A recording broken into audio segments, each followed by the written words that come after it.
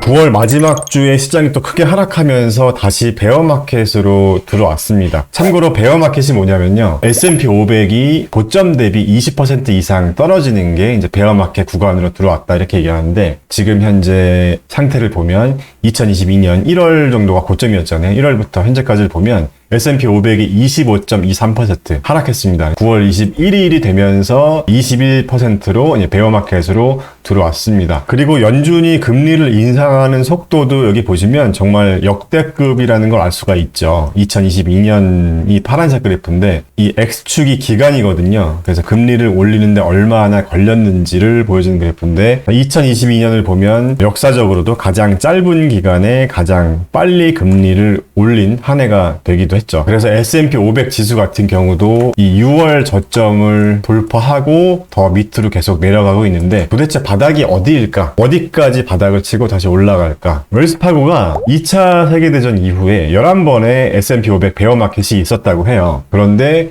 이 11번의 S&P 500 베어마켓을 분석해봤더니 평균적으로 주가가 하락했었던 하락률이 35.1%였다고 합니다. 그리고 조금 더 구체적으로 들어가 보면요. 경기 침체가 없이 베어마켓이 왔던 경우는 평균적으로 27.9% 정도 고점 대비 하락을 했다고 하고요. 경기 침체가 동반된 경우에는 평균적으로 37.8% 정도 빠졌다고 합니다. 참고로 9월 30일 현재 S&P 500이 25.23% 빠졌으니까 지금 역사적 저점으로 가고 있죠. 지금 경기 침체가 없이 베어마켓이 하락한 경우가 27.9%였으니까 거의 바닥으로 가고 있다, 이렇게 봐도 될 것 같은데, 지금 현 상황은 내년도에 경기 침체가 올 것으로 다들 예상하고 있기 때문에 조금 더 하락하지 않을까, 이제 이렇게 생각해 볼 수도 있고요. 그래프를 조금 우리가 좀 자세히 한번 보면요. 11번의 베어마켓이 왔다고 합니다. 2차 세계대전 이후, 그러니까 1946년부터 현재까지요. 이 부분은 이제 베어마켓 기간을 얘기를 하는 거예요. 몇 개월이었는지. 참고로 가장 길었을 때가 1946년 베어마켓, 무려 한 3년 정도나 됐었고, 그 다음으로 가장 길었었던 베어마켓이 2000년 IT 버블 때죠. 30개월 정도. 그 다음에 2007년, 2008년 이때 금융위기 때가 17개월 정도였습니다. 가장 짧았을 때는 코로나 때죠. 한 달 정도 만에 주가가 반등했으니까. 자, 그래서 두 번째 부분이 경기 침체가 같이 왔었냐는 겁니다. 여기 yes로 되어 있는 부분이 경기 침체가 같이 왔었던 부분이고,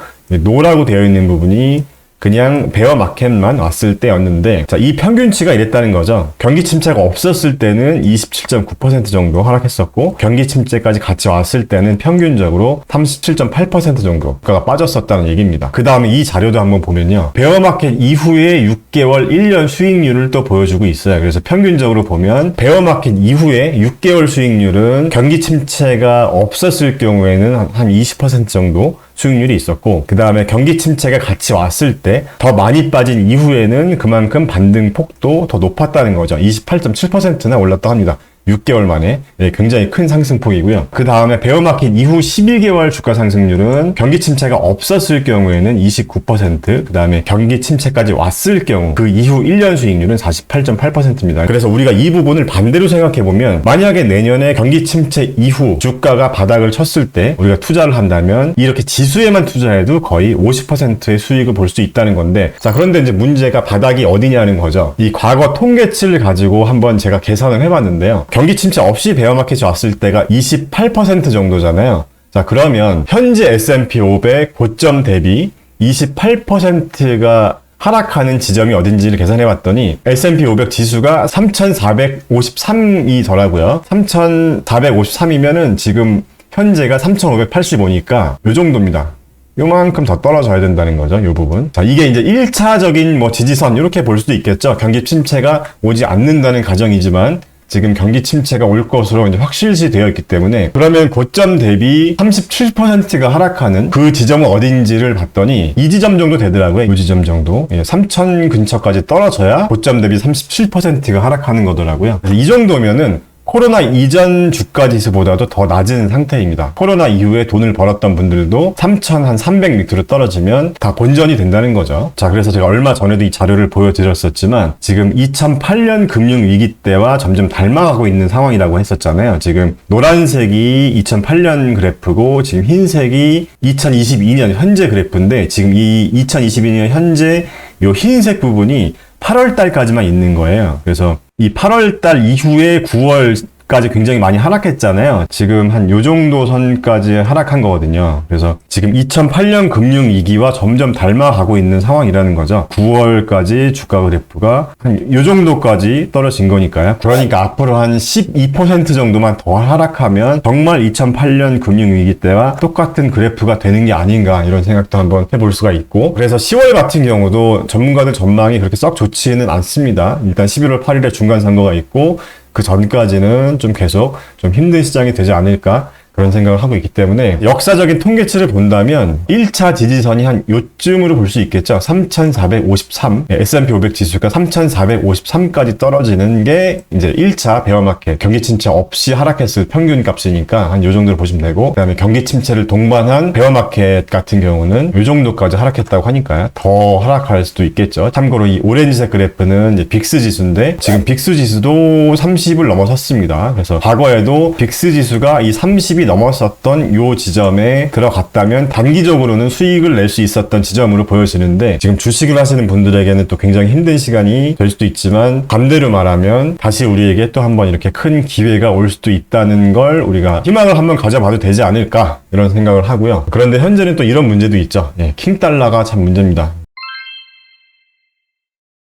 달러가 지금 얼마까지 올라갔냐면 1444원 정도까지 올라갔는데, 달러 환율 대비 이 달러 인버스 상품도 지금 함께 보고 있거든요. 왜냐하면 역사적으로 이 달러 같은 경우도 1,500원을 넘어갔을 때는 IMF 때나 2008년 금융위기 때를 제외하고는 1,500원을 넘어갔던 적이 없었거든요. 그래서 미국 증시도 어느 정도가 바닥일지 지금 이런 통계치를 보면서 한번 이야기를 해봤는데, 달러도 마찬가지인 것 같아요. 달러도 역사적으로 1,500원 정도 수준이면 우리가 고점이라고 봐도 되지 않을까 싶기 때문에, 만약에 지금보다 S&P 500이 10월 달에 더 하락을 해서 한 3,500선, 3,400선까지 하락을 하고 달러가 이 1,500원 근처까지 더 올라간다면, 자, 그때는 우리가 어떻게 하면 될까? 또 이런 생각을 한번 해볼 수도 있는데, 자, 이 달러가 1,500원 선까지 올라가면 우리가 과거 역사적으로 봤을 때도 거의 고점으로 볼 수가 있기 때문에 이런 달러 인버스 상품도 한번 단기로는 노려볼 만할 것 같고요. 왜냐하면 지금 과거 데이터도 한번 놓고 보면요, 주가가 한 1,100원이나 1,200원 정도까지 이렇게 하락하는데 걸리는 기간을 봤더니 한 6개월에서 한 1년 사이 정도 걸렸더라고요. 그러면 우리가 1,440원 정도가 되니까 1,450원 정도가 넘을 때마다 약간 인버스 상품에 조금씩 분할로 한번 투자를 해보는 것도